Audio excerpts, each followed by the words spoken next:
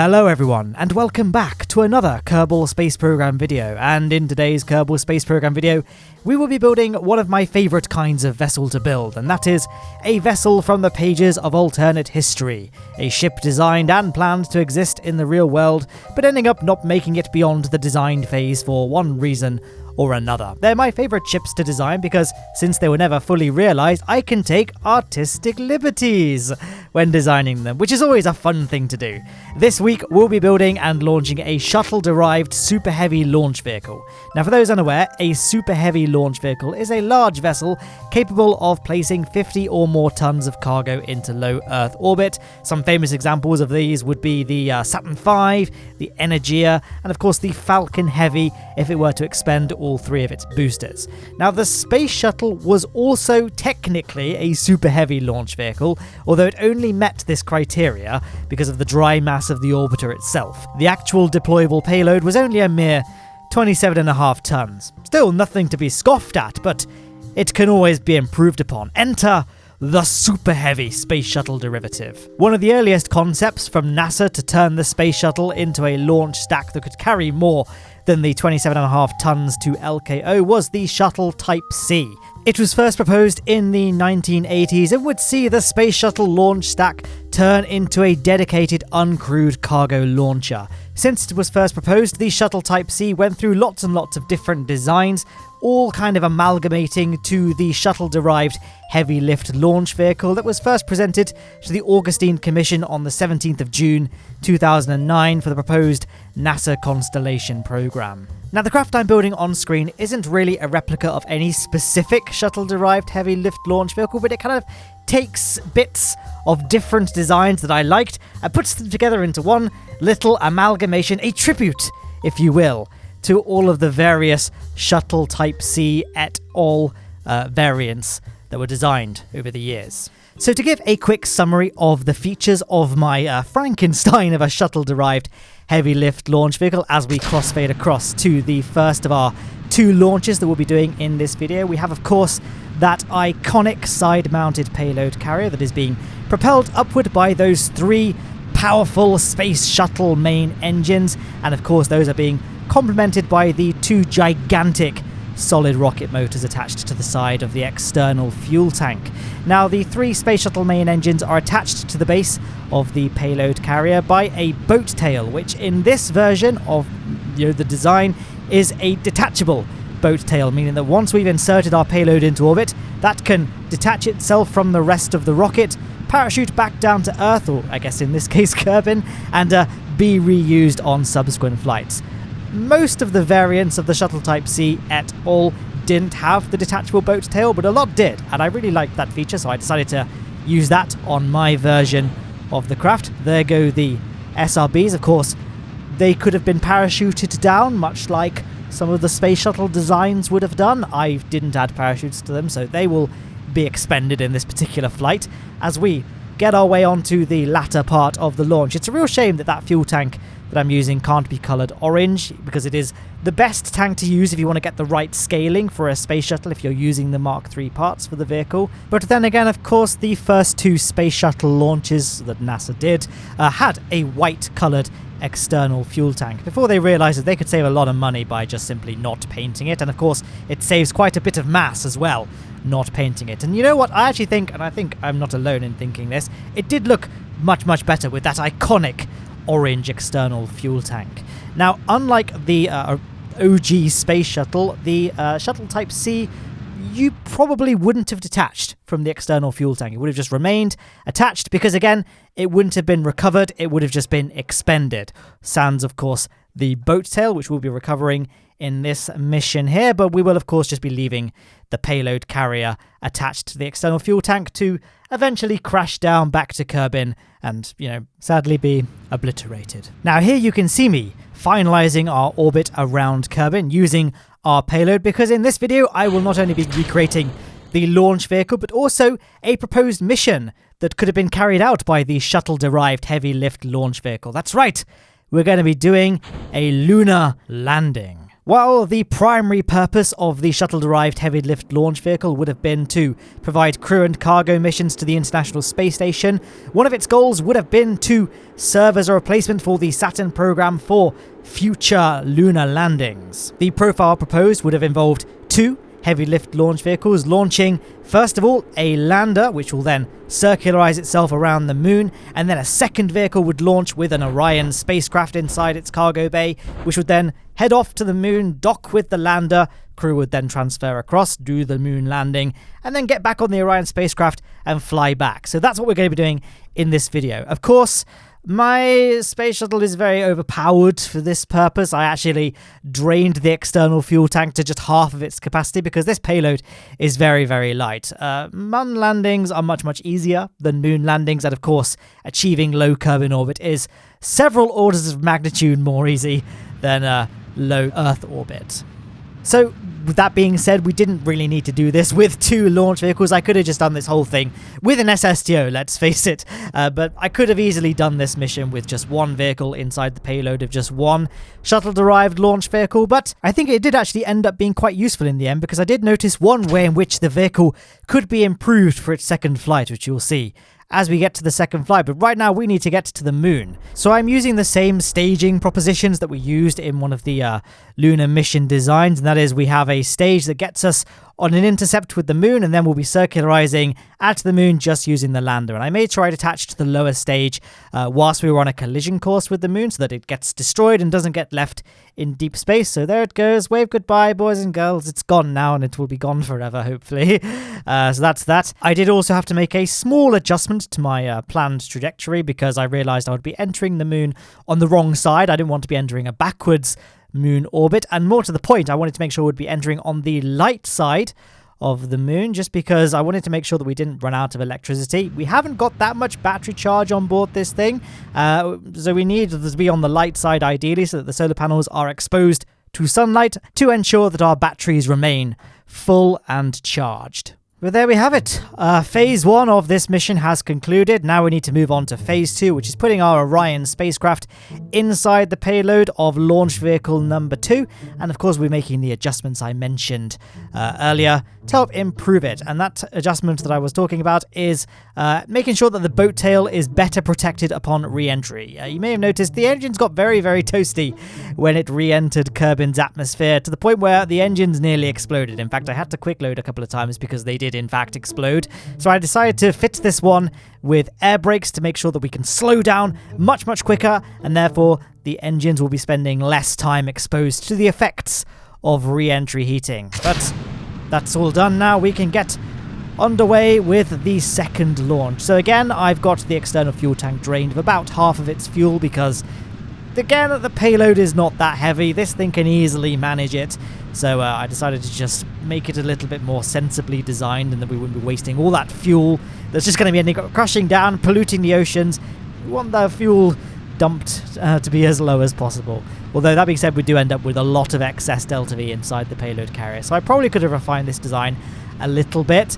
I was torn between either showcasing its super heavy capabilities and just putting something in low Kerbin orbit, or showcasing one of the more interesting mission designs that would have come if the shuttle-derived heavy lift launch vehicle were actually made, and that would of course be the lunar landing. And I chose the lunar landing out of the 2 profiles because I thought this would be the most exciting thing, and of course it means we get to fly it twice and do deep space rendezvous and do a landing on the moon, all those exciting things. So hopefully you agree that this is the more exciting mission of the 2, but maybe I should revisit this topic at some point and do, I don't know, extend my space station or something using the shuttle-derived launch vehicle. In fact, I have thought about doing a space station built by space shuttles. I have done that in the past, but this would be one that's built by real space shuttles that were either actually built or just very far along the design process that they could have actually reasonably been built. So that would be the NASA space shuttle. You've got the Buran space shuttle. Those would be the 2 that actually did fly. Then you've got obviously the shuttle-derived heavy lift launch vehicle, and there are quite a few shuttle-derived heavy lift launch vehicles that are in this configuration.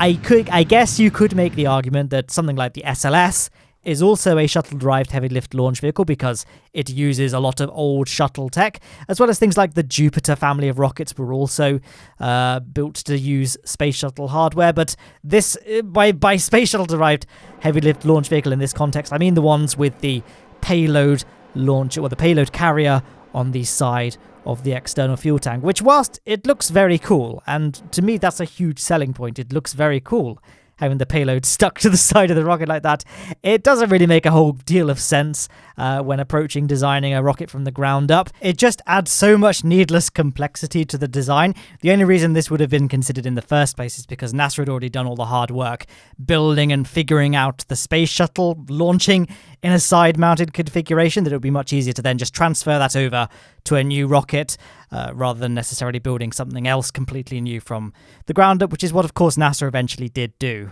With the Ares family of rockets, then, of course, the SLS space launch system that is launching soon, maybe? It's getting there. Anyway, you can see our spacecraft has now entered a stable Kerbin orbit, so now we need to get underway with detaching the boat tail from the payload carrier and getting that safely back down to Kerbin's surface. So now we can deploy the air brakes to help slow us down a little bit more effectively, but now we have the new complication that the air brakes are actually very vulnerable to re-entry heating as well. So it was kind of a balance between, I had to sort of keep the temperature gauges of the engines as low as possible by just intermittently deploying the air brakes. If I just left the air brakes deployed for a long period of time, it would have meant we'd slow down pretty well, but then the air brakes would have probably exploded as well. And I kind of wanted to recover the entire thing. If I had to expend one thing over the other, I guess it would be more preferable to expend the air brakes, but by just intermittently deploying them so that they didn't get too hot for too long, we ended up being able to recover the whole thing fairly easily. So I guess some refining, some fine-tuning is still required for this boat tail to work optimally, but it works well enough for now, and let's face it, this whole craft could be refined to just be a normal vertical rocket, or indeed, in Kerbal Space Program, we could easily do this mission using an SSTO, so it's all a bit of a moot point, really. Let's get to our MUN encounter, moving swiftly on now that the, I guess the shuttle-derived stuff is all done now, that all of that's been expended, but I guess we can continue completing the mission that it was designed to do. So, first thing, like I say, we're going to do the burn to get us to the MUN, and then we're going to try and get ourselves on an encounter with the Lunar lander, which is hopefully still there. It hasn't been stolen by anyone. And we'll go from there. So let's first of all deploy the... Oh, yes. The upper stage drained of fuel again, even though it's not a decoupler linking the two stages. And that... sorry, it is a decoupler, but it's not a docking port. That's what I was meant to say. It's not a docking port connecting the two stages. And the decoupler that was connecting them, it didn't have crossfeed enabled, so I'm not quite sure why that upper tank kept on draining. But it did mean that we haven't got a full fuel tank left to work with. Luckily, we still have enough Delta V to do the mission, but it's going to be fairly close. It's not going to be that close because we've got loads of fuel inside the lander, so we can just transfer it onto the spacecraft. But it's like, it could have been... It's not how I wanted it, guys, and it made me sad. But I couldn't be bothered to go back and redo the launch because, once again, I didn't have much time this week to make a Kerbal Space Program video, so this is all... Most of my Kerbal Space Program videos are like made and edited right up to the deadline where I upload, so it was getting pretty close. We are in a bit of a situation right now that has meant my workload has been increased at my real full-time job in real life. But also, this wasn't actually the video I intended to upload this week. I actually had another video. It's pretty much done, but there's like a couple of things that need changing. It's a really, really big scale video. I've been working very, very hard on it for weeks at this point, so I'm very excited to show you guys. Aiming for release next Saturday, so what's that, the 13th of June? I'm aiming for a release then. Hopefully you'll be pleased. I hope that you guys would like that video, basically. I'm very proud of that one, but that's for next week, so I'm not going to spend too much time discussing it. I'll let the hype build from that terrible sales pitch. I messed up the word sales just then, which is really analogous to this entire commentary, really, isn't it?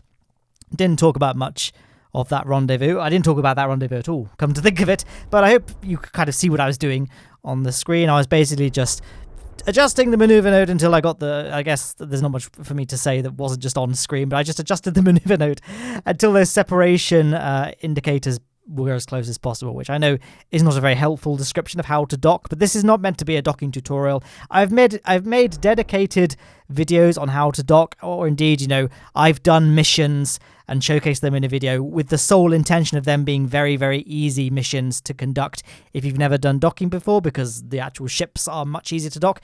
These ones, not so much, because they use the junior docking port, and they haven't got much RCS, or RCS fuel, if I want to be a bit more accurate. Either ship doesn't really have much RCS, so this isn't really the kind of mission to be doing if you want to learn how to dock. But, I do actually have an idea for an upcoming mission, and I would love to hear you guys' thoughts on this. I've noticed that one big hurdle for people when they're planning to do their first interplanetary mission is the fact that they can't do docking, because most, if not all, well, not all, but most Lunar missions require a separate lander and then an interplanetary tug to actually move that lander from Kerbin to Lunar and back. And so a lot of people are a bit intimidated about doing a Lunar mission because they don't know how to rendezvous. But you can fairly easily do a Lunar mission without needing to do rendezvous. Obviously, I've done several Lunar SSTOs at this point, which don't even have any stages, much less require any docking. But you can do fairly easy to execute rocket missions as well, that don't require very high tech either if you've not even got your full tech tree unlocked, that don't require docking. So that's a mission I've been thinking about doing.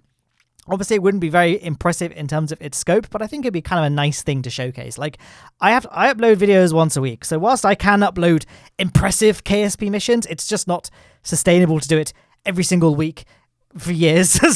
So I try and just make my channel have a comprehensive list of pretty much any mission that you could conceivably do, so that if you're trying to do a mission, well, my thesis for doing lots of missions that might seem, trivial is that if you're trying to do a mission that doesn't seem to be working, you could just type in KSP and then your mission description, and I've hopefully done that exact mission, so you can just see the video for reference if you're struggling with a particular aspect of it. Is my theory with these, is my objective with my channel. Obviously, I do the occasional ELU SSTO or some other very ridiculously difficult thing.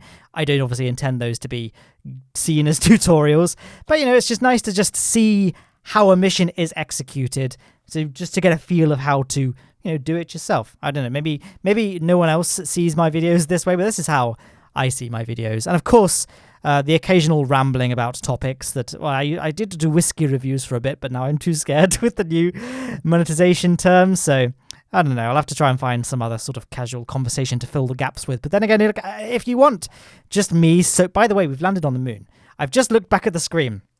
I know I've been saying moon a lot this video. It's because I've been talking about the moon as in the moon in real life, and then I'm talking about it in the context of Kerbal Space Program, but I'm still using the word moon because I'm referring to the real life mission. So now people are thinking, oh, he's finally pronouncing mun correctly because mun has an umlaut above the U. And no, it doesn't. All the endgame descriptions and indeed the squad staff, they all say mun. The only place where it has that umlaut is on that title screen, where it says mun or bust on the side of the ship, or in this case it says moon or bust. That, I believe, is the only place that the umlaut is there. So people keep telling me I'm pronouncing mun wrong. I've been told by the developers themselves that the correct way is mun, and moon is just, I don't know. It's like I've purposefully never say Kerbal in my videos when referring to the sun in Kerbal Space Program, because again, Kerbal only appears in forums. It's never officially been called Kerbal. KSP2, oh, by the way, whoops, very close encounter with the surface. I got a really good separation from the mothership. I got a really, really close encounter very, very quickly, but I failed to take into account that I was on a very, very flat ascent profile, and I wasn't going to miss all of the month's terrain, so I had to do a very, very quick radial outburn just in the nick of time to avoid slamming into the side of a cliff, which did mean that I messed up my encounter. But luckily, we've got lots and lots of fuel on board the lander. It wasn't really a big issue. But no, anyway, yes, Kerbal. It's not actually called Kerbal anywhere in the game itself. It's always called the sun. So I always call it the sun in my videos, and but now there's been this interview with the KSP2 developers. I believe it was Nate Simpson, in fact, who was interviewed, and he said that the Kerbal will be returning. So I guess now it has been officially recognized as being called Kerbal, but at least in the game it's called the sun. And I don't want to people might just play the game and look at this channel. They might not be too intimately connected with the forums, and they might not know what I mean when I say Kerbal, because it's not called Kerbal in the game. How many people have I annoyed now? Probably lots. Don't worry, guys. It's just a only game. Well, if my pronunciation of Mun and Kerbal didn't annoy people, that probably did, so we can just move along. I remember a time in the past when I was talking about something else. I was saying if you just want my rambling and then cut off to start talking about how I pronounce the Mun. So there you go. I was going to say if you want my rambling, you should check out my Planet Coaster series, but then again, it seems that my rambling manages to make its way into my Kerbal videos as well. But yes, a lot of people want me to do like a podcast, or I'd love to just have a video that's really long and it's just you talking. My Planet Coaster videos are basically just a podcast with just me. I don't talk about the footage on screen at all. I talk about it a bit for like the first 2 minutes of the video. This has always been like a real problem for me in Planet Coaster, because in Kerbal Space Program, I still sometimes struggle to keep the commentary on topic in terms of what's on screen as it is. But in Kerbal Space Program, a lot happens, right? In this mission, for example, we built the craft, we launched the craft, we did our rendezvous around the Mun, we landed on the Mun. There's lots of stuff to talk about. In Planet Coaster, I'll spend an hour building a road, right? I mentioned this exact topic on my most recent Planet Coaster video. But yeah, we'll just build a road. And I'll summarize this like, hey, in this video, guys, we're going to be building a road on the west edge of the park. And it's going to be great, and this is what we're going to be doing. And I'm like, aha, I have now thoroughly summarized everything we need to talk about. How are we doing for time? And I'm like 1 minute and 30 seconds into the video, and I'm like, oh god. So then I just start talking, and I just start saying things, and it's all a bit of a blur. Usually I just completely black out, and then I open my eyes an hour later and there's a video in front of me, so it's done. But oof. So, if you want a video, if you want just to hear my ramblings for some reason, then I wholeheartedly recommend you check out my Planet Coaster videos, because I know a lot of people don't watch them, which is fine. I always have to I always feel a bit bad for saying like, oh, no one really watches Planet Coaster, because again, I must stress it's fine. I get it. If you're subscribed to this channel for Kerbal Space Program and don't care about Planet Coaster, then I don't expect you to automatically watch my Planet Coaster videos, but a lot of people might not watch them because they don't know the game or aren't familiar with the game. And so, if you just want me for some reason, then you can check those videos out as well. Anyway, this video is approaching the end rather rapidly. We have ditched all but our final Orion capsule. Well, it's not an Orion capsule, is it? It's an Apollo capsule. Well, the Apollo capsule is the closest analog to this part in Kerbal Space Program here. We are now approaching the sea. We will be splashing down, although you can't really see the ground. I can just about make the ground out, which means that you guys probably can't, because YouTube makes videos very, very dark when it compresses them to its servers, so maybe you guys can see the sea. I don't know, leave a comment below if you could see the sea. Well, hopefully you can see the sea now. If you can't, then there's something has gone horribly wrong. But that's the mission there. We can just quickly, deploy the shroud, and then we can recover our Kerbals, take a look at the science. We earned a modest 440 science points. Of course, we have a fully unlocked tech tree, so we don't really need it. But once you've unlocked the tech tree, all subsequent science is your score. So we've added to our score. And on screen, there are things. On the left-hand side is a link to a video chosen for you by YouTube's recommendation algorithm. The video on the right-hand side is just my most recent upload. There's also links to things like Twitter, Discord, merchandise, Instagram, all the good stuff in the description. Guys, thank you so much for watching my video. I hope you enjoyed it, and I hope you enjoy the rest of your day.